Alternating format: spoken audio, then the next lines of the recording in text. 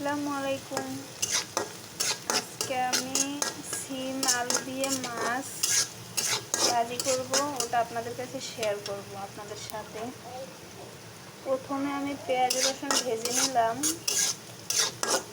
লাল লাল করে ভেজে নিব।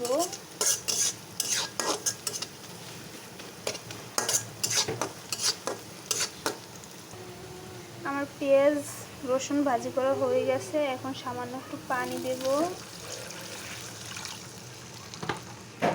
তারপরে পরিমাণ মতো মরিচ,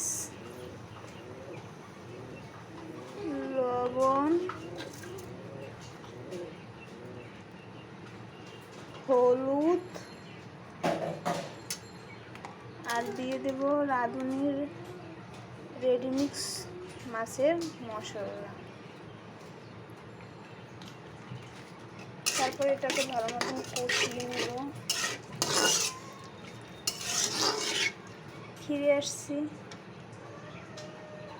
2 মিনিট পর। ফিরে আসলাম 2 মিনিট পরে।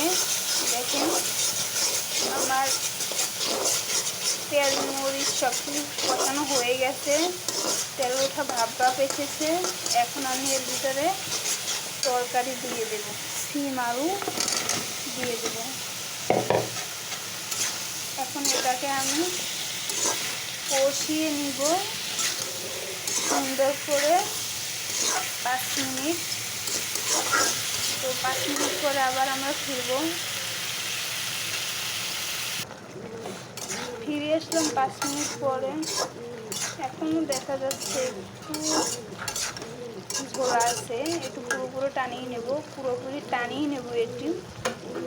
তারপর আবার ফিরে আসলাম 2 মিনিট পরে। এখন দেখেন আমার তরকারিটা কষানো হয়ে গেছে, আমার আলু সিম সেদ্ধ হয়ে গেছে। এখন আমি পর্যাপ্ত পরিমাণ পানি দেবো, যতটুকু পানি প্রয়োজন আছে আমার ঠিক ততটুকুই পানি দেব।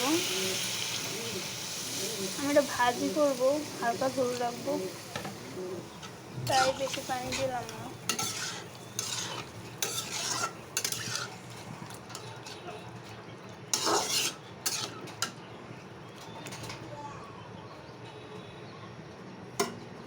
এখন আমি ভেজে রাখা মাছগুলো দিয়ে দেব।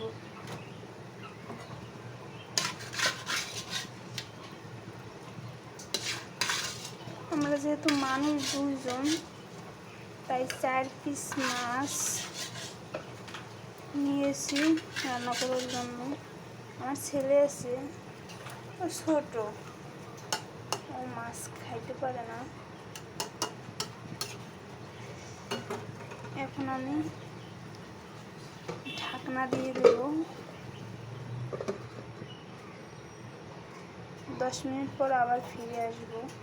ফিরে এলাম 10 মিনিট পরে।